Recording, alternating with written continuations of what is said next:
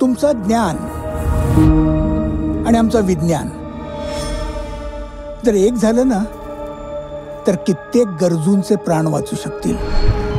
माणसाच्या आयुष्यात दोनच जण महत्वाचे असतात. पहिला भगवंत, जो त्याला जन्म देऊन खाली पाठवतो, आणि दुसरा किरवंत, जो त्याला निरोप देऊन वर पाठवतो. जा बघा कोण आलंय ते. पुढे आलं नाही, गेलं असेल. कसं काय बोलवतो तुम्हाला हे सगळं? हे बघ सुनंदा, माणसं जाणार तर आपण खाणार. आयुष्याचा प्रवास संपतो तेव्हा एका नवीन आयुष्याचा प्रवास सुरू होतो, आणि याची तुम्हाला जाणीव करून देण्यासाठीच आम्ही इथं आलो. मी किरवंत आहे, किरवंत. तुमच्यासारखे बुद्धिवंत, प्रज्ञावंत, धनवंत, गुणवंत सगळे थोतांड, थोतांड. पण जे ज्ञान समाजाच्या उपयोगी पडत नाही ते ज्ञान व्यर्थ आहे गुरुजी.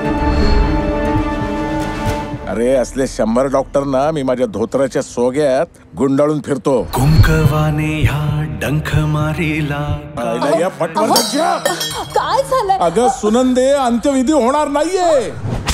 हे बघा, जास्त पैसे नाहीत, 25 लाख. त्याचा 25 लाख. मला तुमचा स्वभाव बदलावा लागेल. या जन्मात शक्य नाही.